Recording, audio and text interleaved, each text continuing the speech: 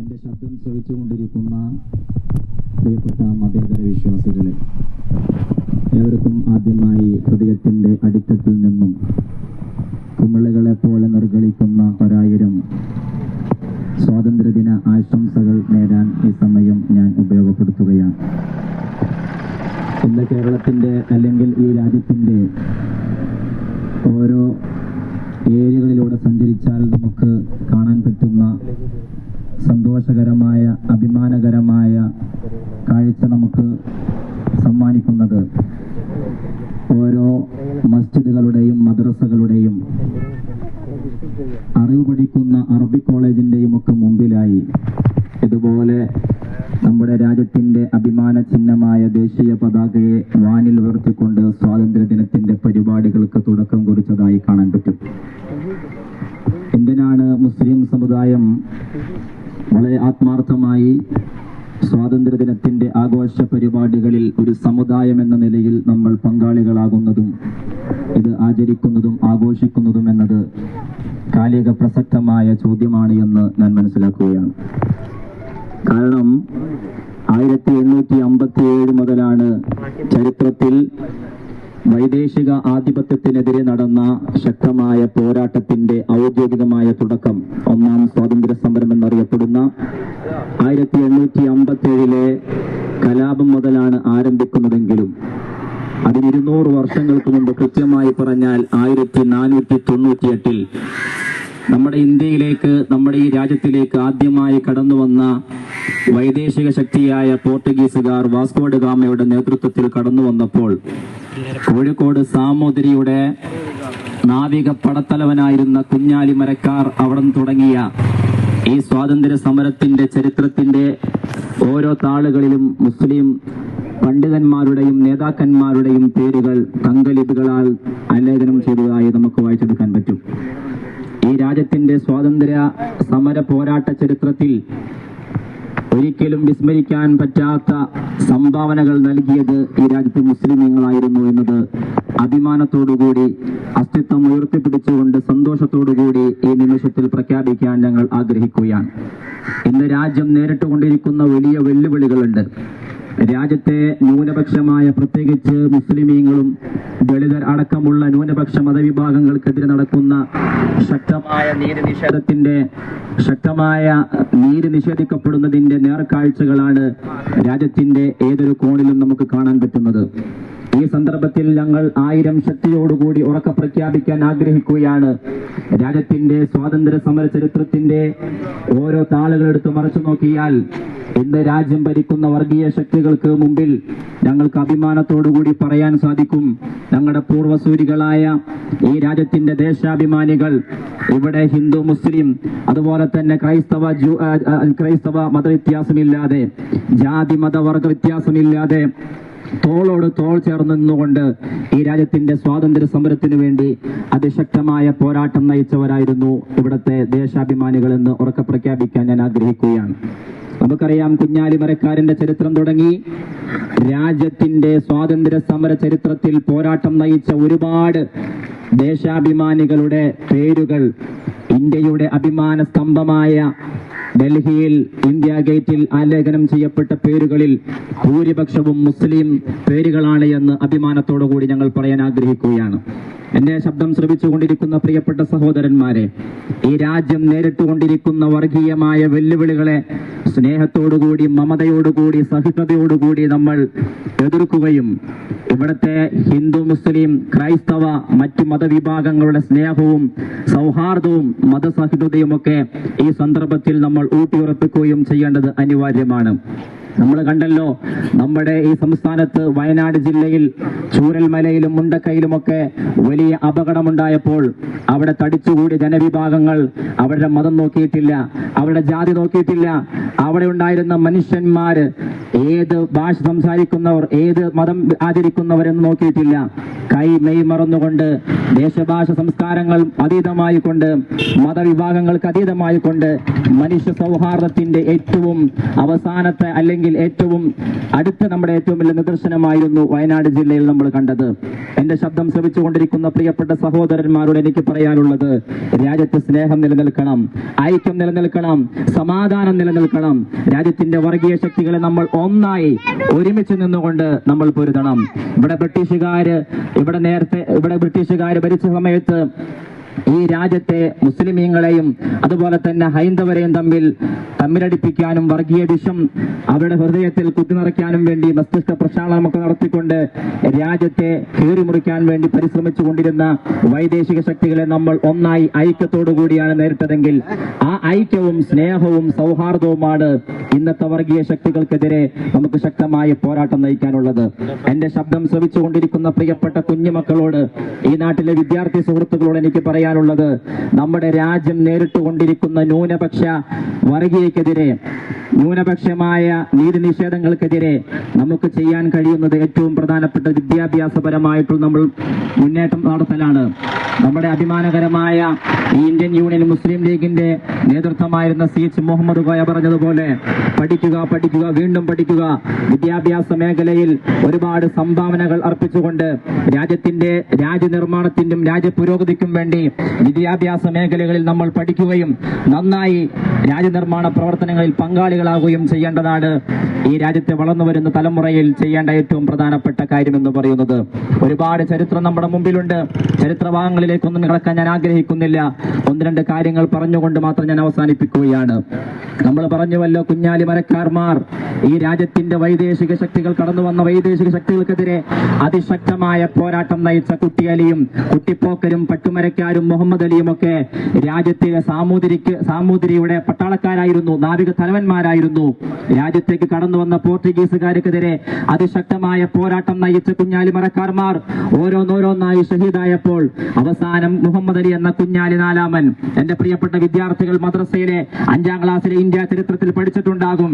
മുഹമ്മദ് അലിയെ അവസാനം കൊലപ്പെടുത്തിയിട്ട് തല അറുത്തുമാറ്റി ശരീരഭാഗങ്ങൾ കഷ്ണിച്ച് 4 കുന്തങ്ങളിലായി കുത്തി നിർത്തി തല ഉപ്പിട്ടുണങ്ങി കണ്ണൂരിലേക്ക് അയച്ചു കൊടുത്ത ചരിത്രമൊക്കെ നമ്മുടെ മുമ്പിലുണ്ട്. അവിടെയെല്ലാം നമ്മൾ നമ്മുടെ ഈ ദേശത്തിന്റെ സ്നേഹവും ഈ രാജ്യത്തിനു വേണ്ടി മുസ്ലിമീങ്ങൾ സഹിച്ച ത്യാഗവും ഒക്കെ ഈ സന്ദർഭത്തിൽ ഓർക്കേണ്ടതാണ്.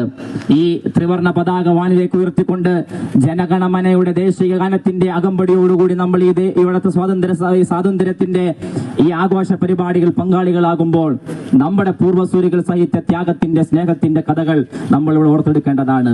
മൗലാന മുഹമ്മദ് അലി ജൗഹറിനെ ഓർക്കേണ്ടതാണ്. അദ്ദേഹത്തിന്റെ പിതാവ് ചെറുപ്പകാലഘട്ടത്തിൽ മൺമറഞ്ഞു പോയപ്പോൾ അദ്ദേഹത്തെ പോറ്റി വളർത്തിയത് തന്റെ പൊന്നുമ്മയായ തന്റെ മാതാവായ ബി ആബിദ എന്ന് പറയപ്പെടുന്ന ബി ഉമ്മയാണ്.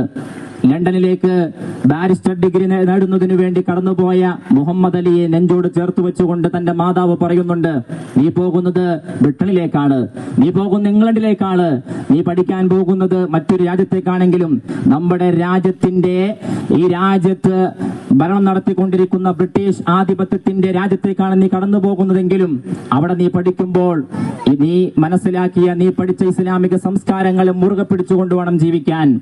ആ രാജ്യത്തിന്റെ ഒരു സംസ്കാരം പോലും നിന്നെ തൊട്ടു തീണ്ടാൻ പാടില്ല എന്ന് തന്റെ മാതാവ് തന്റെ പൊന്നുമകനോട് ഉപദേശിച്ചത് ചരിത്രത്തിൽ രേഖപ്പെട്ടു കിടക്കുന്നതാണ്.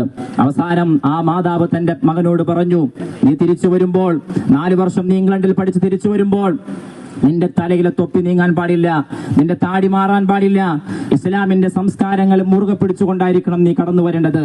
1930 കാലഘട്ടത്തിൽ അദ്ദേഹം പഠനം കഴിഞ്ഞ് തിരിച്ച് നാട്ടിലേക്ക് എത്തുമ്പോൾ, തന്റെ രാജ്യത്തേക്ക് എത്തുമ്പോൾ ഇവിടെയുണ്ടായിരുന്ന ദേശീയ പ്രസ്ഥാനത്തിന് അദ്ദേഹം കരുത്ത് പകർന്നു എന്നത് ചരിത്രത്തിന്റെ താളുകൾ രേഖപ്പെട്ട് കിടക്കുന്നതാണ്.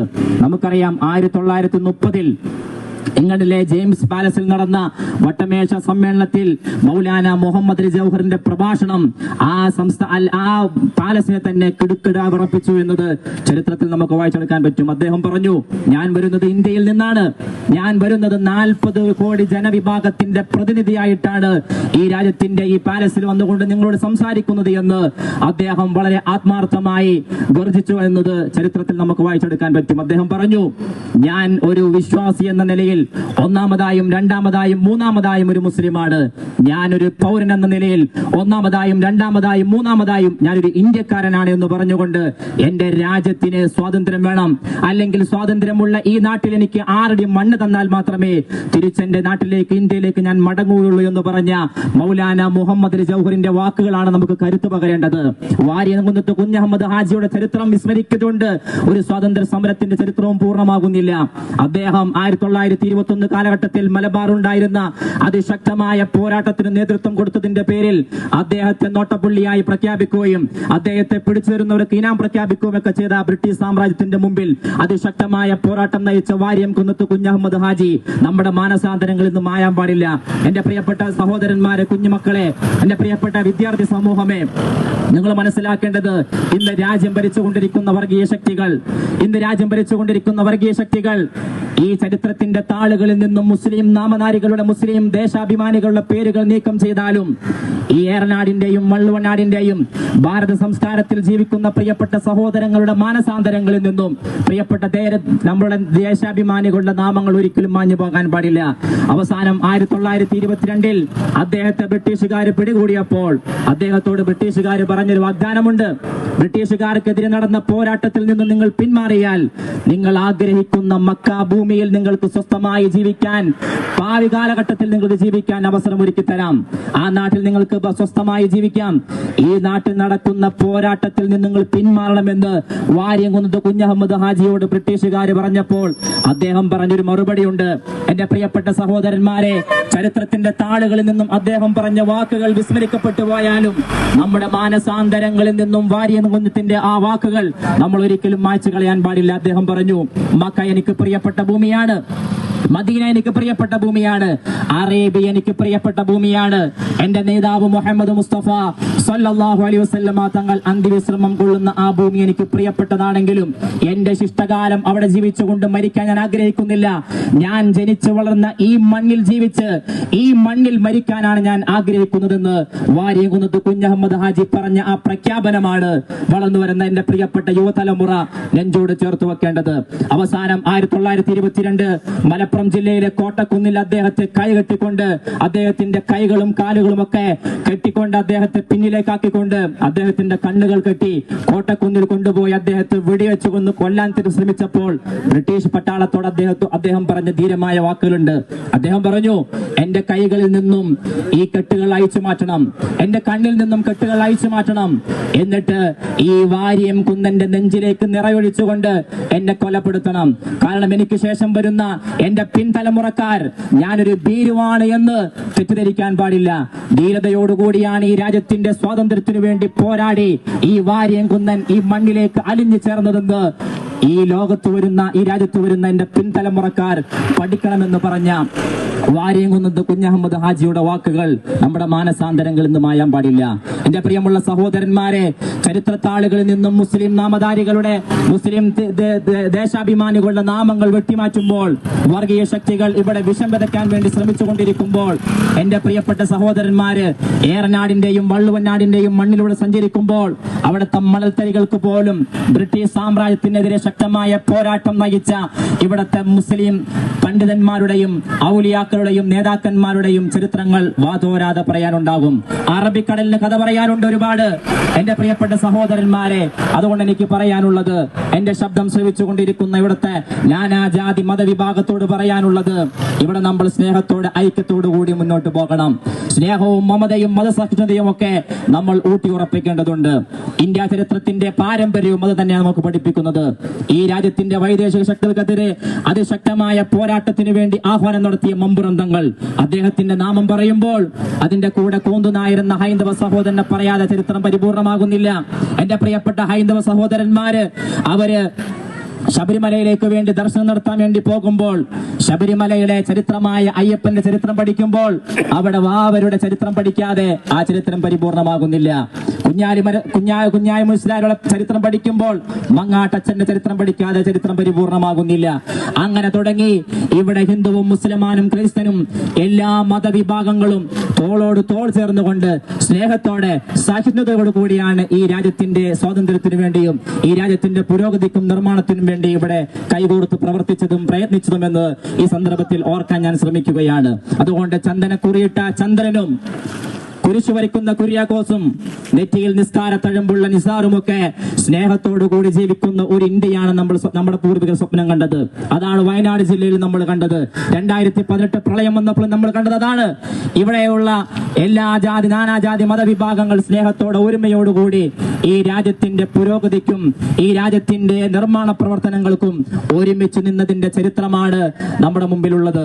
അതുകൊണ്ട് ഈ സ്വാതന്ത്ര്യ ദിനത്തിന്റെ ഈ പൊൻപുലരിയിൽ നിൽക്കുന്ന എന്റെ ശബ്ദം ശ്രവിച്ചുകൊണ്ടിരിക്കുന്ന പ്രിയപ്പെട്ടവർ, വർഗീയ ശക്തികളെ നമ്മൾ ഒരുമിച്ച് നിന്ന് കൈകോർത്ത് നിന്നുകൊണ്ട് അതിനെതിരെ പോരാടണം.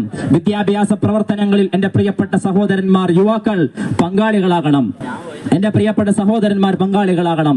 വളർന്നു വരുന്ന യുവതലമുറ, വളർന്നു വരുന്ന വിദ്യാർത്ഥി സമൂഹം വിദ്യാഭ്യാസ മേഖലയിൽ പഠനം കൊണ്ട് ഇന്ന് രാജ്യത്തെ ന്യൂനപക്ഷങ്ങൾ നേരിട്ടുകൊണ്ടിരിക്കുന്ന അനീതിക്കെതിരെ ശബ്ദിക്കാനും ആ അനീതിയെ നീതിയുക്തമാക്കാനും വേണ്ടി പരിശ്രമിക്കണമെന്ന് വിനീതമായി ഈ സന്ദർഭത്തിൽ ഓർമ്മപ്പെടുത്തുകയാണ്. എന്റെ പ്രിയപ്പെട്ട സഹോദരന്മാരെ, ഇവിടെ നാളെ സംഘടിപ്പിക്കപ്പെട്ടിരിക്കുന്ന ഈ സ്വാതന്ത്ര്യ ദിനത്തിന്റെ ഈ സന്തോഷ മുഹൂർത്തത്തിൽ നമ്മൾ ഒരുമിച്ച് കൂടുമ്പോൾ വയനാടിന്റെ മണ്ണിൽ ദുരന്തം അനുഭവിക്കുന്ന പ്രിയപ്പെട്ട സഹോദരന്മാരെ, 10,000-കണക്കിന് ആളുകളെ വിസ്മരിക്കാൻ പറ്റുന്നതല്ല. നമ്മുടെ ഇന്ത്യയുടെ ആർമി, നമ്മുടെ ഇന്ത്യയുടെ പട്ടാളം അവിടെ ഒരുമിച്ചുകൂടി രക്ഷാദൌത്യത്തിന് നേതൃത്വം കൊടുത്തപ്പോൾ അവർ മതം നോക്കിയിട്ടില്ല, അവർ ജാതി നോക്കിയിട്ടില്ല, അവർ സംസാരിക്കുന്ന ഭാഷ നോക്കിയിട്ടില്ല. അത് ഇന്ത്യയിലെ മക്കളാണെന്ന് മാത്രമാണ് അവർ നോക്കിയിട്ടുള്ളത്.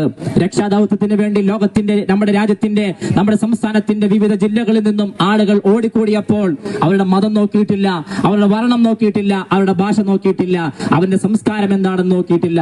ഇത് ഈ രാജ്യത്തിന്റെ മക്കളാണ്, ഈ സംസ്ഥാനത്തിന്റെ മക്കളാണ്, ഈ മണ്ണിന്റെ മക്കളാണ്, ഇത് സഹോദരന്മാരാണ് എന്ന് മനസ്സിലാക്കിക്കൊണ്ടാണ് രക്ഷാദൌത്യത്തിന് വേണ്ടി വയനാട് ജില്ലയിലേക്ക് ഓടിക്കൂടിയ രക്ഷാദൌത്യ സംഘത്തിന് പറയാനുള്ളത്. അതുകൊണ്ട് എന്റെ പ്രിയപ്പെട്ട സഹോദരന്മാര്, ഈ സ്വാതന്ത്ര്യ ദിനത്തിന്റെ സന്തോഷവേളയിൽ ഒരുമിച്ച് കൂടിയ പ്രിയപ്പെട്ട യുവാക്കൾ, പ്രിയപ്പെട്ട സഹോദരന്മാർ, സഹോദരിമാർ, എന്റെ ശബ്ദം ശ്രവിച്ചുകൊണ്ടിരിക്കുന്ന മതേതര വിശ്വാസികളോട് പറയാനുള്ളത്, ഇവിടെ വർഗീയ ശക്തികൾ ഒരുപാട് വിഷം വിതക്കുമ്പോൾ അതൊക്കെയും ന്യൂനപക്ഷമാണ്, വിരലെണ്ണാവുന്ന മാത്രമാണ്. സോഷ്യൽ മീഡിയയിലൊക്കെ വലിയ വിഷത്തോടുകൂടി സംസാരിക്കുമ്പോൾ, വിദ്വേഷത്തോടുകൂടി സംസാരിക്കുമ്പോൾ അതൊക്കെയും ഒറ്റപ്പെട്ടതാണ്. ഈ രാജ്യത്തിന്റെ സ്നേഹവും ഐക്യവും സംസ്കാരവും ഒക്കെ ഐക്യത്തിന്റെയും സ്നേഹത്തിന്റെയും സഹിഷ്ണുതയുടെയും മതസൗഹാർദ്ദത്തിന്റെയും ഒക്കെ ആയിരുന്നുവെന്ന് ഉറക്കെ പ്രഖ്യാപിക്കാൻ നമ്മൾ മുന്നോട്ട് വരണം. എല്ലാവരും മുന്നോട്ട് വരണം. എല്ലാ മതവിഭാഗങ്ങളും കൈകോർത്ത് നിൽക്കണമെന്ന് വളരെ സ്നേഹത്തോടുകൂടി സന്തോഷത്തോടുകൂടി ഈ നിമിഷത്തിൽ പറഞ്ഞുകൊണ്ട് ഞാൻ എന്റെ വാക്കുകൾ ഉപസംഹരിക്കുകയാണ്. ഒരിക്കൽ കൂടി രാജ്യത്തിന്റെ 78ാമത് സ്വാതന്ത്ര്യ ദിനത്തിൽ ഒരുമിച്ചുകൂടി എല്ലാവർക്കും സ്വാതന്ത്ര്യ ദിന ആശംസകൾ നേർന്നുകൊണ്ട് ഞാൻ എന്റെ വാക്കുകൾ ഉപസംഹരിക്കുന്നു. നന്ദി. ജയ് ഹിന്ദ്.